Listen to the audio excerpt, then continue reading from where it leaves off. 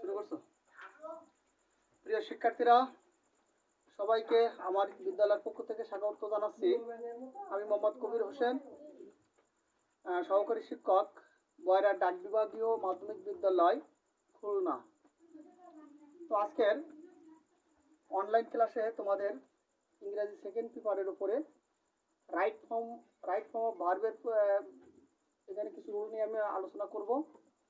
তোমরা অবশ্যই এই ক্লাসটা মনোযোগ সহকারে উপভোগ করবে এবং অবশ্যই কমেন্টস করবে। তো আমরা যেহেতু রাইট ফর্ম অফ ভার্বের বিষয় নিয়ে আলোচনা করব, সেহেতু আমাদের অবশ্যই একটু পিছনের একটু বিষয়ে আমরা একটু আলোচনা করব। আর ভার্বটা কি? ভার্ব হচ্ছে পার্ট অফ স্পিচের একটি অংশ। পার্ট অফ স্পিচ 8 প্রকার, তার একটি পার্ট অফ স্পিচ হলো ভার্ব। অর্থাৎ কোনো কাজ করাকে ভার্ব বলে, যা দ্বারা কোনো কাজ করা বোঝায় বা কর্ম সম্পাদন হয়, সেটা হচ্ছে ভার্ব। তো এই ভার্বের কিছু রুল আছে, সেই রুলগুলো আমাদের জানতে হবে। এটা আমাদের মূল প্রতিবদ্ধ বিষয়। ভার্বের যে বিষয়টা আমরা একটু দেখব। তো এর আগে ভার্বটার গঠন কেমন হতে পারে আমরা রুল নাম্বার 1, 1 নম্বর রুলে আমরা ভার্ব নিয়ে আলোচনা করব। কিছু কিছু ওয়ার্ড আছে, যে ওয়ার্ডকে কেন্দ্র করে আমরা ভার্বের সঠিক রূপ ব্যবহার করতে পারি। সেই ওয়ার্ডের ভিতরে 1 নম্বর রুলে আমি কিছু ওয়ার্ড এখানে লিখবো, তোমরা অবশ্যই এটা খেয়াল করবে। যেমন কোনো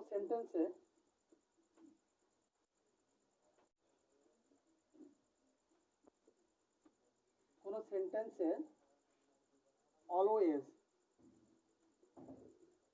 অলওয়েজ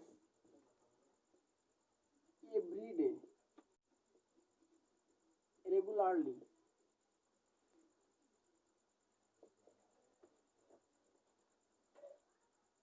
নেভার সামটাইম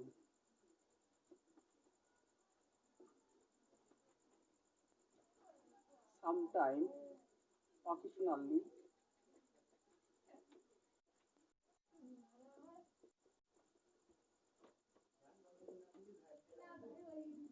প্রভৃতি ওয়ার্ড থাকিলে প্রেজেন্ট ইনডিফিনিট টেন্স হয়।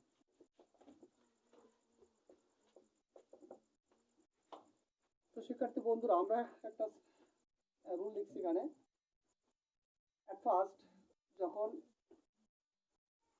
কোনো একটি সেন্টেন্সের ভিতরে আমরা যদি এ জাতীয় ওয়ার্ড খুঁজে পাই, always, everyday, regularly, never, sometimes, occasionally প্রভৃতি ওয়ার্ড থাকলে এটা আমাদের প্রেজেন্ট ইনডিফিনিট টেন্সের আওতায় আনতে হবে। কারণ প্রত্যেকটা সেন্টেন্স এবং ভার্বের ব্যবহারের ক্ষেত্রে অবশ্যই টেন্সের রুলটাকে আমাদের অনুসরণ করতে হবে। এটা হচ্ছে রাইট ফর্ম ভার্বের একটি অন্যতম শর্ত। তো যেহেতু এটা প্রেজেন্ট ইনডিফিনিট টেন্সকে ফলো করে, সেক্ষেত্রে আমাদের এর গঠনটাও আমাদের অবশ্যই জানতে হবে। এই গঠনটা কেমন হতে পারে? Subject plus verb plus object, এটা হচ্ছে আমাদের গঠন। এখানে একটা শর্ত আছে, সাবজেক্ট যদি থার্ড পারসন সিঙ্গুলার হয় তাহলে মূল ভার্বের সাথে এস বা ইএস যোগ করতে হয়। আমরা একটু এক্সাম্পলের মাধ্যমে দেখতে পারি। Example, he go to school regularly.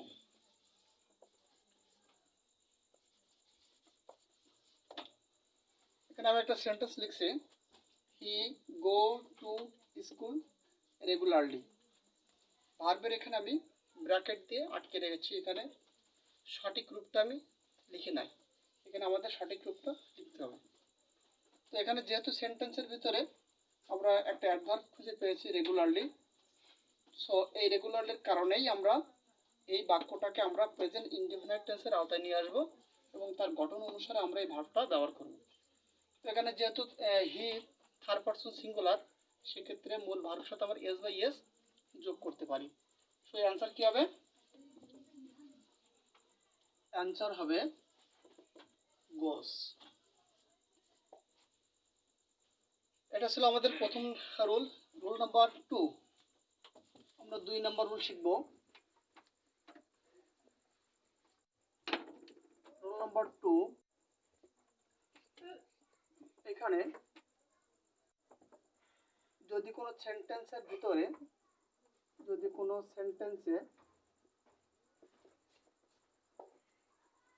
সেন্টেন্সে নাও, at this moment,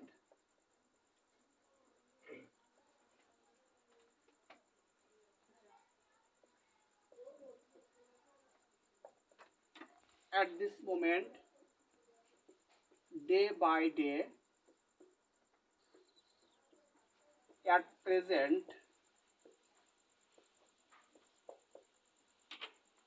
প্রভৃতি ওয়ার্ড থাকিলে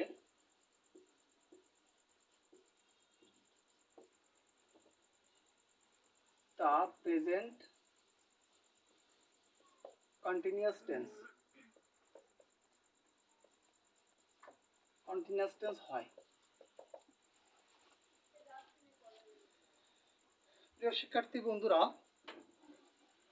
রুল নাম্বার 2-তে আমরা লিখছি, যদি কোনো সেন্টেন্সে now, at this moment, day by day, at present প্রভৃতি ওয়ার্ড থাকিলে তা প্রেজেন্ট কন্টিনিউয়াস টেন্স হয়। আমরা নিঃসন্দেহে কন্টিনিউয়াস টেন্স সম্পর্কে আমাদের ধারণা আছে, অর্থাৎ কোনো কাজ চলমান বা গতিশীল বোঝালে সেটাকে আমরা কন্টিনিউয়াস টেন্সের আওতায় নিয়ে আসবো। এক্ষেত্রে অবশ্যই গঠনটা আমরা জানতে হবে।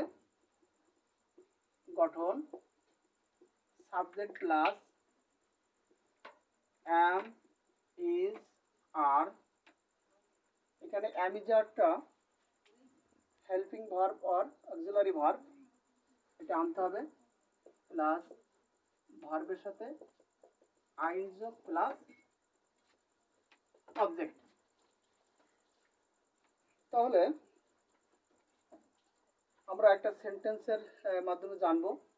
তো আরও একটু বিষয় আমি আলোচনা করব যে am, is, are এই তিনটে অক্সিলারি ভার্বের 3 রকম ব্যবহার আছে। am শুধুমাত্র ফার্স্ট পারসন সিঙ্গুলারের ক্ষেত্রে ব্যবহার হয়, is থার্ড পারসন সিঙ্গুলারের ক্ষেত্রে ব্যবহার হয়, আর আর সেকেন্ড পারসন এবং থার্ড পারসন প্লুরালের ক্ষেত্রে আমরা আর ব্যবহার করব।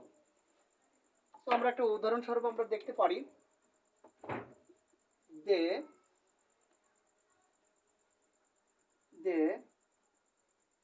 Visit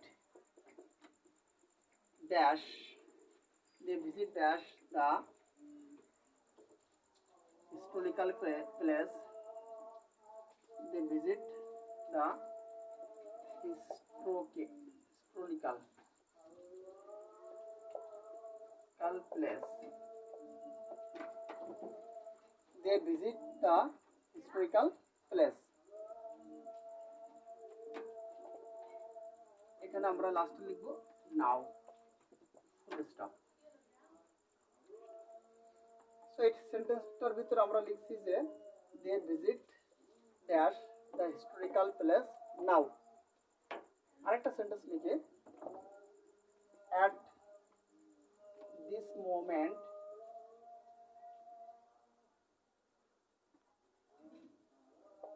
at this moment we learn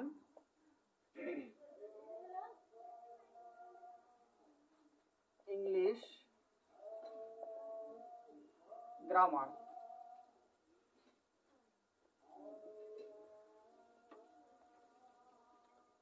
এখানে আমি দুইটা সেন্টেন্স লিখছি, they visit the historical place now, আর একটা লিখছি at this moment we learn English grammar. So এই দুইটা সেন্টেন্সের ভিতরে দুইটা অ্যাডভার্ব আর অ্যাডভার্বিয়াল ফ্রেজ আছে, নাও আর অ্যাট দিস মোমেন্ট। তো আমরা এইটা দেখেই আমরা এটাকে আমরা প্রেজেন্ট কন্টিনিউয়াস টেন্সের আওতায় আনবো এবং এখানে অবশ্যই আমাদের এই রুল অনুযায়ী আমরা এটাকে সলিউশন করব। তো দে থার্ড পারসন প্লুরাল, দিয়ে পরে আমরা আর আনতে পারি এবং ভার্বের সাথে আমাদের অবশ্যই কি করতে হবে, আইনজি যোগ করতে হবে। সো অ্যান্সার কি হবে, they are visiting, they are visiting the historical place now, at this moment we are learning English grammar. Okay, so অ্যান্সারটা আমরা একটু লিখে দেখাই, they are visiting, এটা আমাদের অ্যান্সার। আর এখানে আমাদের অ্যান্সার কি আসবে, আর লার্নিং, এটা ছিল আমাদের দ্বিতীয়টা। তো আমরা 2 নম্বর রুলটা আমরা ইতিমধ্যে শেষ করলাম। রুল নাম্বার 3,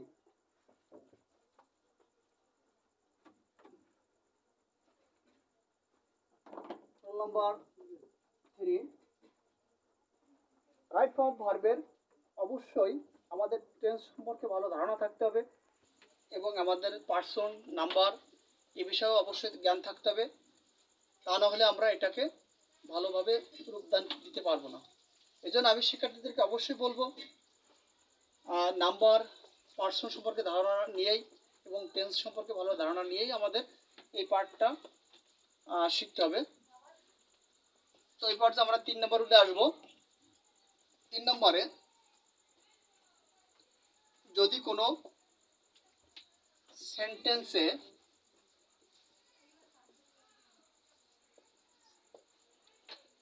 সেন্টেন্সে জাস্ট নাও, একসাথে just now, already, recently,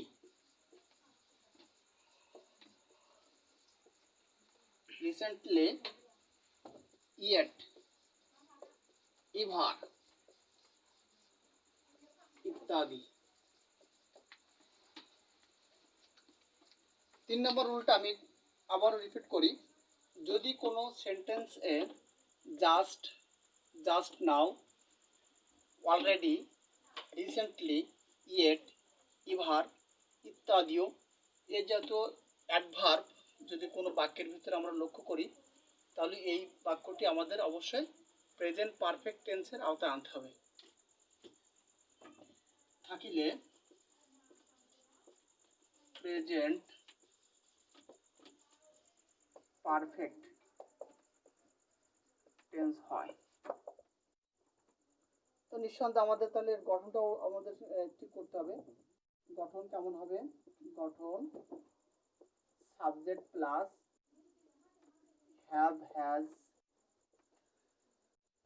plus V3 plus object. এখানে সাবজেক্টের পরে হ্যাভ, হ্যাজ এবং V3 বলতে আমরা ভার্বের পাস্ট পার্টিসিপল ফর্মকে বুঝি, প্লাস অবজেক্ট। তো আর একটু বিষয় আমি নোট করি, হ্যাভ, হ্যাজ শুধুমাত্র থার্ড পারসন সিঙ্গুলার ক্ষেত্রে হ্যাজ বসে, আর সকল ক্ষেত্রে হ্যাভের ব্যবহার আমাদের করতে হবে। তো আমরা একটু উদাহরণস্বরূপ দেখতে পারি, রিসেন্টলি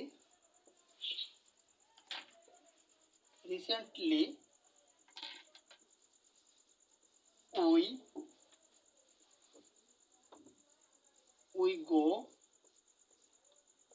to কক্সস বাজার,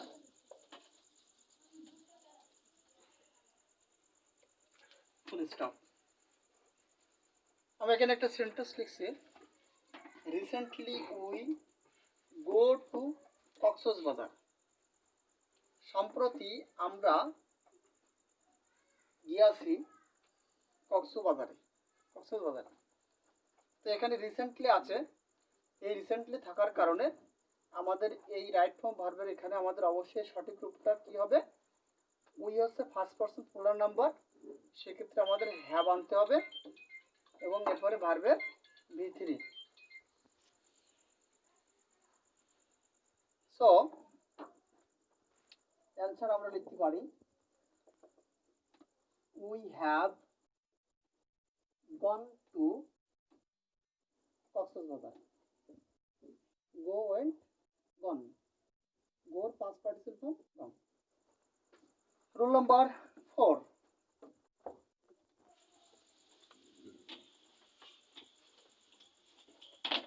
রুল নাম্বার 4, যদি কোনো সেন্টেন্সে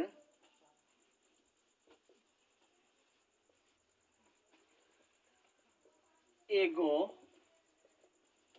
sings yesterday at night before once প্রভৃতি থাকে। অর্থাৎ কোন সেন্টেন্সে ago sings yesterday at night before once the previous day, previous,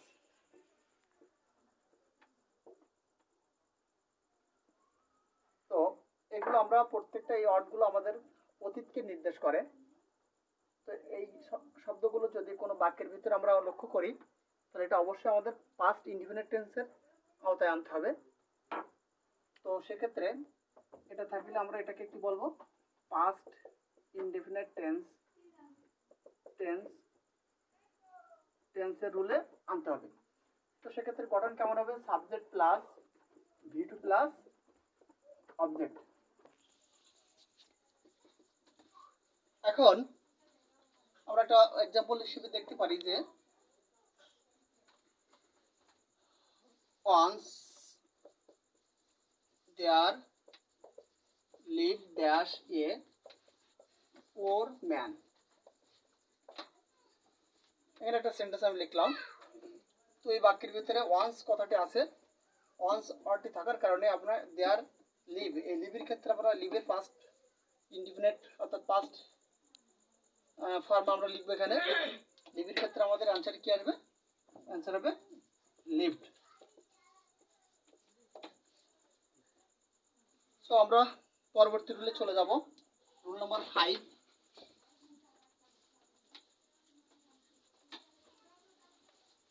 rule number 5 আরেকজন দিতে পারো।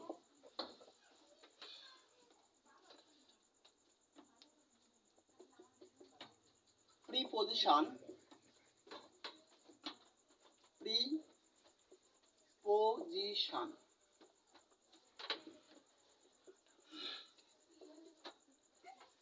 প্রিপজিশন এর পরে ভার্ব থাকিলে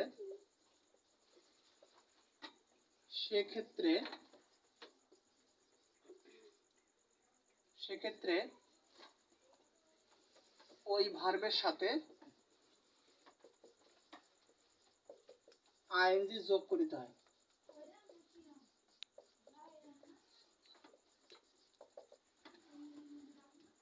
তো এক্ষেত্রে আমরা একটু প্রিপজিশন সম্পর্কে অবশ্যই একটু জানবো। প্রি অর্থ পূর্বে, নাউন এবং প্রোনাউনের পূর্বে যে ওয়ার্ডগুলো বসে এবং তাদের মধ্যে যে অর্থ বা সম্পর্ক সৃষ্টি করে সেটা হচ্ছে প্রিপজিশন।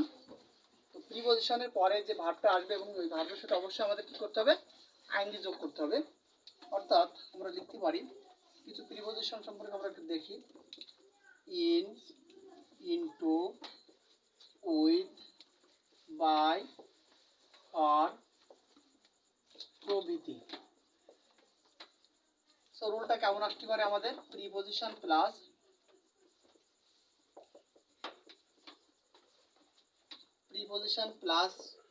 ভার্ব প্লাস আইএনজি যোগ। তো আমরা একটু উদাহরণস্বরূপ আমরা দেখতে পারি যে by work dash hard we can success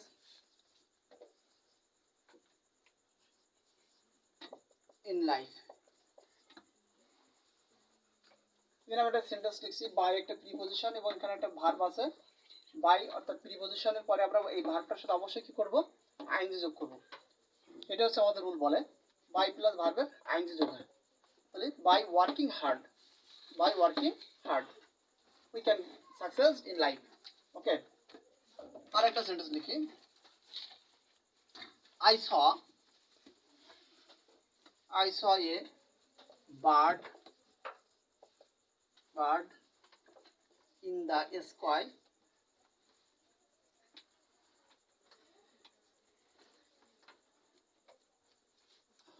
sorry, I went to London for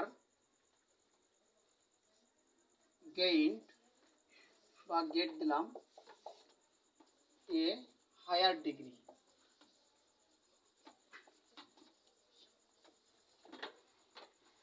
এখানে আমাদের কি আছে, I went to London for get a higher degree।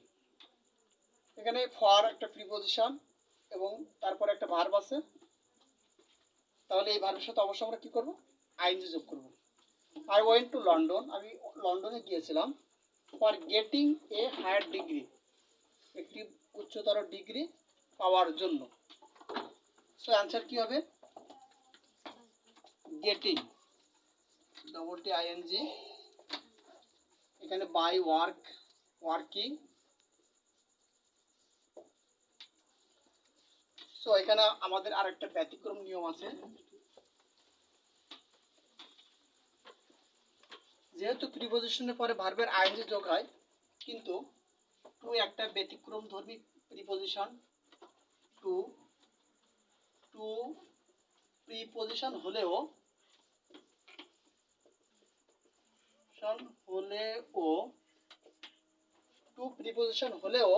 টুর পরে ভার্বের আইএনজি যোগ না করে আমরা সেক্ষেত্রে ভার্বের প্রেজেন্ট ফর্ম বসাতে পারি। টুর প্রিপজিশন হলেও টু এর পরে ভার্বের বেস ফর্ম বসে।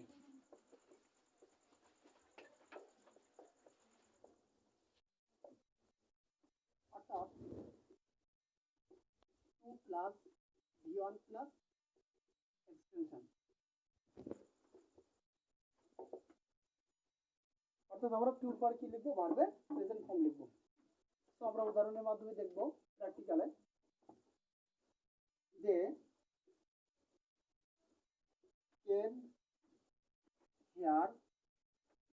came here to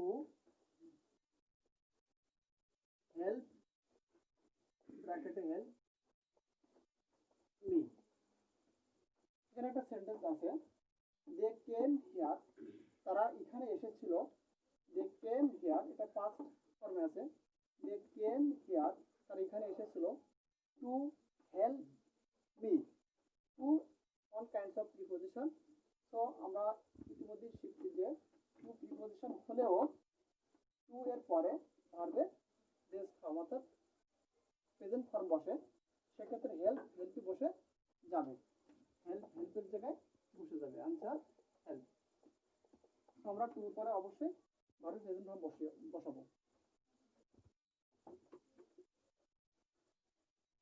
আরো কিছু ব্যতিক্রম নিয়ম আছে, যেমন উইথ এ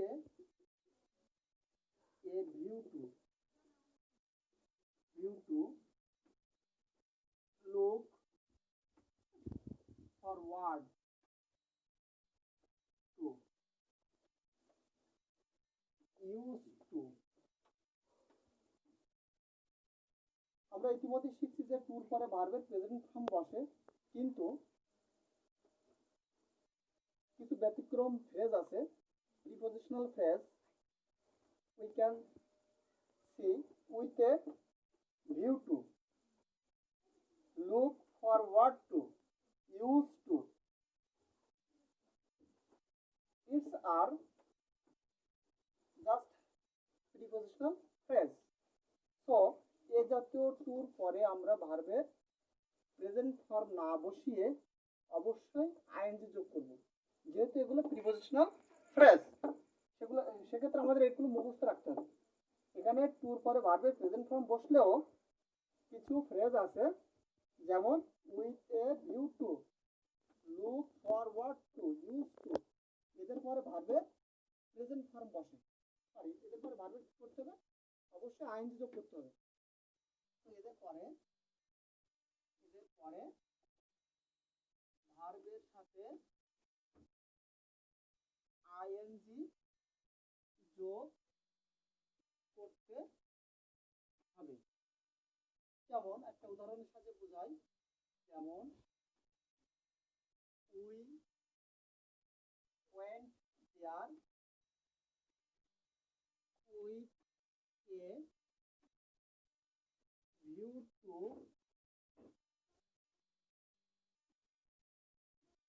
এনজয়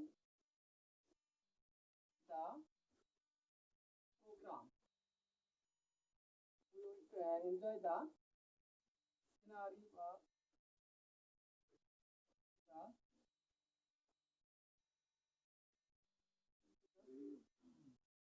program.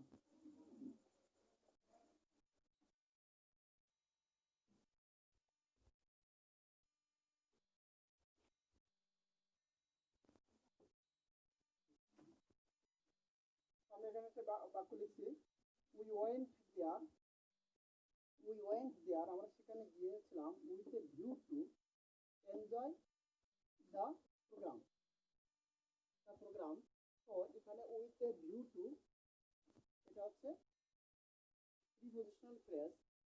যেহেতু প্রিপজিশন বা প্রিপজিশনাল ফ্রেজ, এদের পর অবশ্যই ভার্বের সাথে আইএনজি যোগ করতে হবে। সেক্ষেত্রে আমরা এখানে কি লিখতে পারি? এনজয়িং। এখানে আমরা এই ভার্বের সাথে কি করবো? আইএনজি যোগ করবো, এনজয়িং। তো আমরা রুল নাম্বার 6 ফাইনাল লিখি। পুশ করে আছে।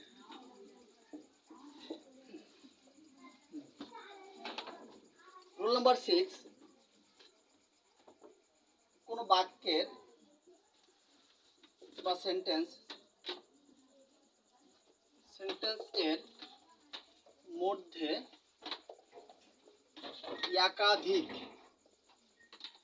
একাধিক ভার্ব থাকিলে সেক্ষেত্রে দ্বিতীয় ভার্বের সাথে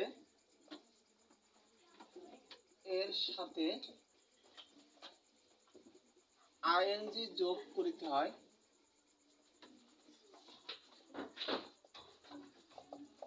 অথবা টু প্লাস ভার্বের প্রেজেন্ট ফর্ম লিখতে হয়। আমরা কি শিখলাম?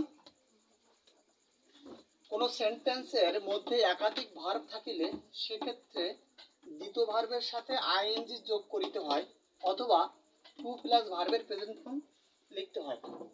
এটা একটা ইম্পর্টেন্ট একটা রুল। সো আমরা উদাহরণের মাধ্যমে দেখব, যেমন I saw a nice bird fly dash in the sky.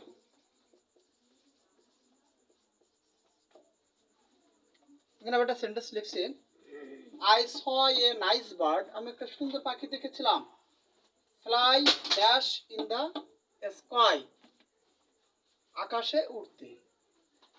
সেখানে I saw, এটা হচ্ছে first verb, a nice bird, fly second verb. আমি এখানে রুলটা রাখছি যে যদি কোনো সেন্টেন্সের ভিতরে একাধিক ভার্ব থাকে সেক্ষেত্রে অবশ্যই দ্বিতীয় ভার্ব এর সাথে আইএনজি যোগ করতে হবে, বা আমরা এখানে কি করতে পারি, টু প্লাস ভার্বের প্রেজেন্ট ফর্ম রাখতে পারি। এখন প্রশ্ন হলো যে এখানে যদি তৃতীয় নম্বর ভার্ব আসে, চতুর্থ নম্বর ভার্ব আসে, অবশ্যই একই রুল আমরা ফলো করব। অর্থাৎ ভার্বের একাধিক ভার্ব অর্থাৎ দ্বিতীয় তৃতীয় চতুর্থ ভার্ব যদি আসে অবশ্যই আমরা পরপর ভার্বের সাথে আইএনজি যোগ করতে পারি।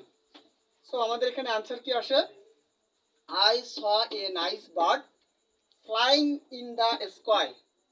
Flying in the sky, answer কি হবে, ফ্লাইং। এটা আছে flying in the sky. So এরপরে আমাদের আরো কিছু রুল আছে। এখানে কিছু ওয়ার্ড আছে,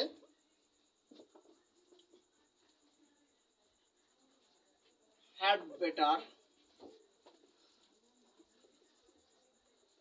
হ্যাড রেদার,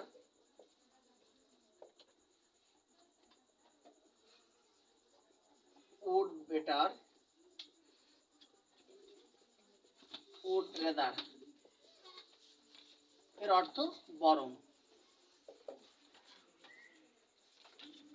এর অর্থ বরং, অর্থাৎ had better, had rather, would better, would rather, এরকম যদি কিছু মডেল অক্সিলারি ভার্বের ব্যবহার আসে সেক্ষেত্রে এদের পরে ভার্বের প্রেজেন্ট ফর্ম হয়, প্রেজেন্ট ফর্ম হয়। যেমন I had better go home,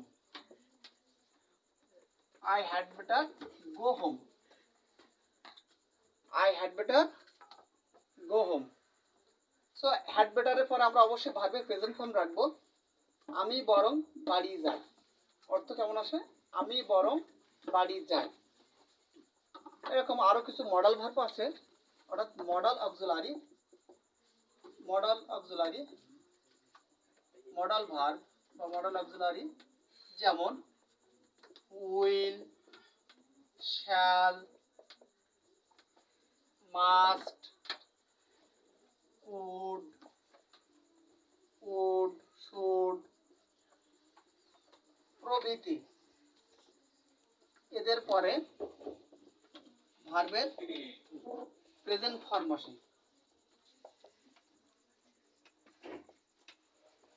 এখানে মডেল ভার্বের পরে ভার্বের অবশ্যই প্রেজেন্ট ফর্ম আমরা ব্যবহার করব।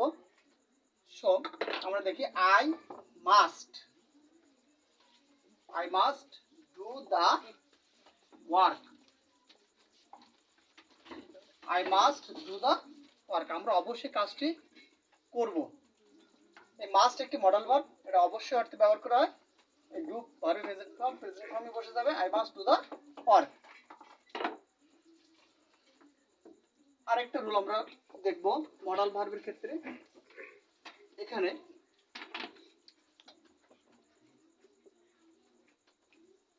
cannot, cannot but,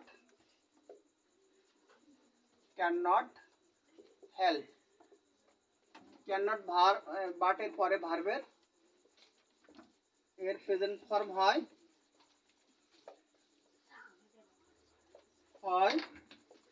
R cannot হেল্পের পরে ভার্বের সাথে অবশ্যই আইএনজি যোগ হয়, আইএনজি যোগ হয়। এখানে ক্যান নট বাট বা কুড নট বাট আসতে পারে, পাস্ট পার্টিসিপেল ক্ষেত্রে কুড নট বাট আসতে পারে, কুড নট হেল্প আসতে পারে, can not help. Can not but আসলে ভার্বের প্রেজেন্ট ফর্ম বসে, আর ক্যান নট হেল্প যদি আসে অবশ্যই ভার্বের সাথে কি করতে হবে, আমাদের আইএনজি যোগ করতে হবে। So I cannot but do the work। এখানে একটা সেন্টেন্স আমি লিখছি যে I cannot but do the work। এটা যদি আমরা এভাবে লিখতাম I cannot help, সো ডুর সাথে অবশ্যই কি করতে হবে, ডুইং দ্য ওয়ার্ক। সো শিক্ষার্থী বন্ধুরা, তোমাদের সাথে দীর্ঘ সময় রাইট ফর্ম অফ ভার্বের কিছু নিয়ম নিয়ে আলোচনা করলাম এবং অত্যন্ত গুরুত্বপূর্ণ একটি বিষয় নিয়ে তোমাদের সাথে দীর্ঘ সময় আলোচনার পরে আজকের আমি এই পর্ব এখানে শেষ করতে চাচ্ছি। আগামীতে আরও ব্যতিক্রম ধর্মী এবং আরও নতুন কিছু নিয়ম নিয়ে আমি তোমাদের মাঝে আসব। তো এই মুহূর্তে আমি অবশ্যই তোমাদের কাছে অনুরোধ রাখবো যে আগামীতে আমাদের যে সামাজিক যে দুর্যোগটি আমরা ইতিমধ্যে মোকাবেলা করছি, করোনা নামক ভাইরাস প্রাদুর্ভাব দ্বিতীয় স্টেপে আমাদের আক্রমণ করতে পারে।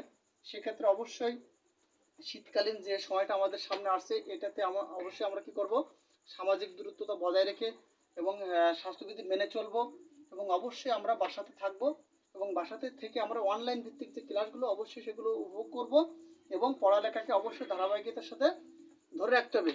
এই আশা ব্যক্ত করে আজকে আমি আমার এই ক্লাসটি এখানে শেষ করছি। সবাইকে ধন্যবাদ জানাই।